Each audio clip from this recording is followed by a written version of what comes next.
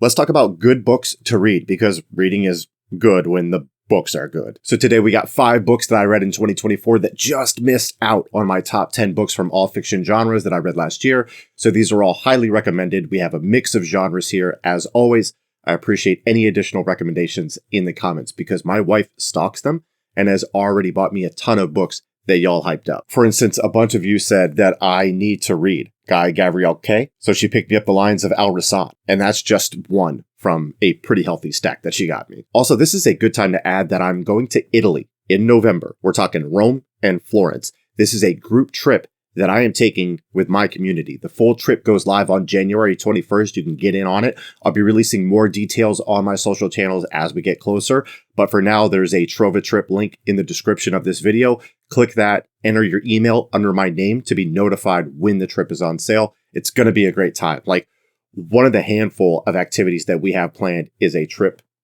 to this bad boy, the Coliseum, which I've never been to before. And I hope you can join us there. And yeah, like, subscribe, ring the bell, join the Sickos Bindery community if you want to. No pressure, but if you're enjoying the content, I would appreciate it. All right, let's not stand on ceremony any longer. Let's start the show and talk about some good books to read. If you need a page turner, I want you to check out Artificial Wisdom by Thomas Weaver. The quick and dirty premise is it's 2050, and the world is facing a climate apocalypse, and the choices for a global leader are an ex-US president and an AI named Solomon. We follow an investigative journalist that is following these breadcrumbs that could lead up to a conspiracy that would have a massive impact on the upcoming election. And the artificial intelligence's creator kicked the bucket. So he's looking into that as well. This takes several genres, puts it in a blender. It's part techno / psychological / political thriller. It's part mystery. It's part science fiction. Whip all that up with some ice and you got a banger smoothie for the special ingredient. This somehow takes us to the future in 2050 while also maintaining this link to this ancient historical past. Like, there are so many nods to things like ancient Carthaginians and Romans and so on. Like, if you found my channel through my history book recommendations, it shouldn't surprise you why this is appealing to me.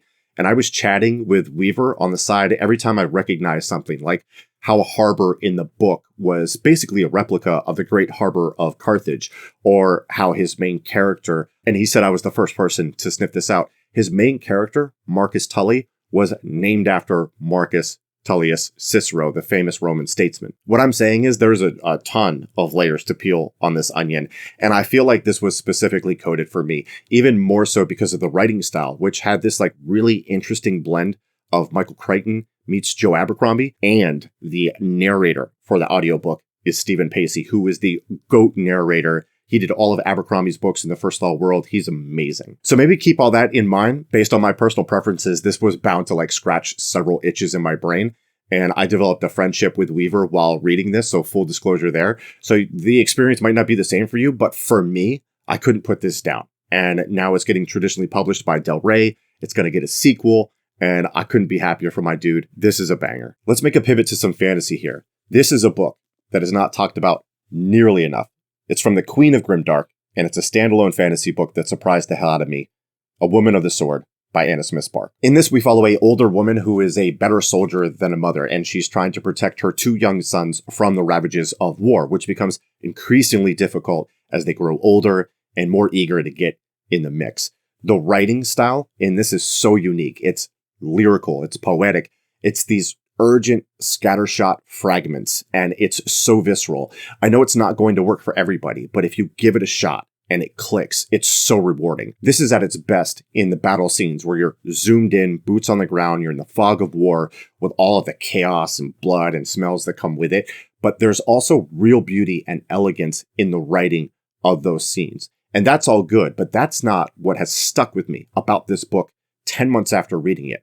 What I remember most is living in the churning sea of our main character's head, the evaluation of the human psyche. It doesn't just explore being a mother or a parent in a cookie-cutter, surface-level manner. It burrows into every deep, dark, prideful, and shameful nook and cranny where all of the niceties are stripped away and it's raw and unfiltered. It puts a light on this mother's depression, trauma, intrusive thoughts. It's all laid bare for us to experience, and you fight this battle with her in her head, and it holds you there not letting you look away. There is no escaping it. It felt so authentic. You're dealing with a badass main character, but one that is a deeply flawed human. And she makes rash decisions and mistakes. Her kids annoy the hell out of her sometimes. She struggles to cope with pressure. She feels real. Oh, and the dragons are cool. It has dragons, which is cool. Now, I did have some cons. I mean, this book isn't perfect, and it just flat out needed better editing. There was a typo right out of the gate and a few more throughout, which had me worried at first as I was getting like acclimated to the style. Like seeing soldier misspelled is jarring and completely preventable. And there's some repetitiveness to the writing that at times was used to great effect. At others, it was just too much of a speed bump. It could also maybe get too dark at times, but that's kind of a feature, not a bug. So that's going to depend on what you enjoy and resonate with as a reader. Overall, the good and sometimes great overcame those flaws. I would recommend giving this a shot. How about some sci-fi with Kaiju Preservation Society by John Scalzi? This book knows exactly what it is. It doesn't take itself too seriously, and I found it to be genuinely fun and funny. I mean, in the author's note, Scalzi explicitly states that this is a pop song. It's not trying to win a Pulitzer or get featured on Oprah's book club. It's just trying to make you smile for a few minutes and forget that life sucks sometimes. And to me, it was like a reward, a little treat for doing all the super serious reading I get stuck in on sometimes. The premise on this is super simple. There is a group of people, they protect kaiju, or they try to. It gets messy sometimes. And our main character is roped into this business, and we get to learn about this process through his naive little eyes. I read this right around the time that I watched Godzilla -1 in the theater, and then watched Godzilla -1 Color in the theater too. So I was in the perfect frame of mind for this. And because of the vibe of this book, I'm not going to get all technical in this review. I'm going to let it be what it is, because for what it promised and what it delivered, 5 stars. You nailed it, right? You put a smile on my face. I had a blast reading it. So props to you, Mr. Scalzi. Our next book is Chain Gang All-Stars by Nana Kwame Adjei-Brenyah. This is set in a future America where entertainment is valued over life and profit is valued over rehabilitation. That's not really the futuristic part. That's about where we are. The futuristic shift is that prisoners become gladiators and they fight to the death in order to gain their freedom. And this is all televised and monetized, sponsors, and it has tremendous popularity, becoming the top sports program in the world.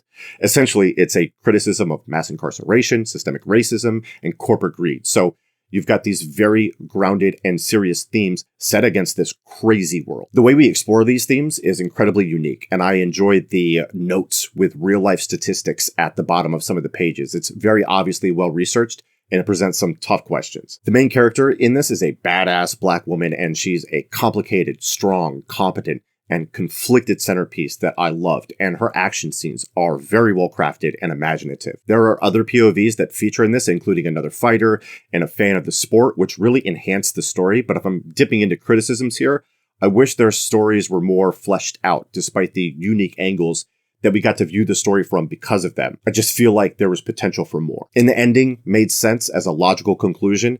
It did come across a bit rushed. Those gripes aside, this book hovers right around that 4-star read mark for me, and I think it's got a high floor, so I think people will either like it or love it. That's if you're not completely shut off to the themes that I mentioned, in which case you might be on the wrong channel, if I'm being honest. And finally, we have Sharpe's Tiger by Bernard Cornwell. I saw praise for this series in A Rome of One's Own by Emma Southon, and I figured if my favorite historian/author loves it, I might too. And yeah, I'll tell you, I had a doggone good time with this, and it actually helped me for sections of a history book that I read shortly after, which was The Anarchy by William Dalrymple, because Cornwell takes great care with historical accuracy, which I appreciate. In fact, there's a section in the back, and in that section, it talks about the real history that these events are based on. And these events are the Siege of Seringapatam in 1799. Our protagonist, Dick Sharpe, is on the British side besieging the Indian kingdom of Mysore. So yeah, this is a historical fiction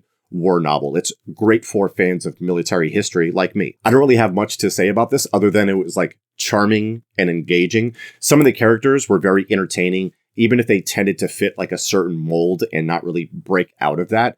The writing is solid. The action is really well done. I enjoyed the level of detail when it came to the weaponry and the tactics. Overall, this was nothing mind-blowing, but really solid across the board. And yeah, I will read more Cornwell for sure, including more from this series. And then I'm really intrigued by the Warlord Chronicles. I can't believe it took me this long to read Cornwell. but I officially dig them. And that's it. If you like good books to read, there's a handful of them from multiple genres. Hope I highlighted something that you'd like to add to your TBR. If not, I'll try to do better next time. Anyway, I just appreciate y'all being here and hanging out. I'll see you on the next one. Have yourself a doggone day.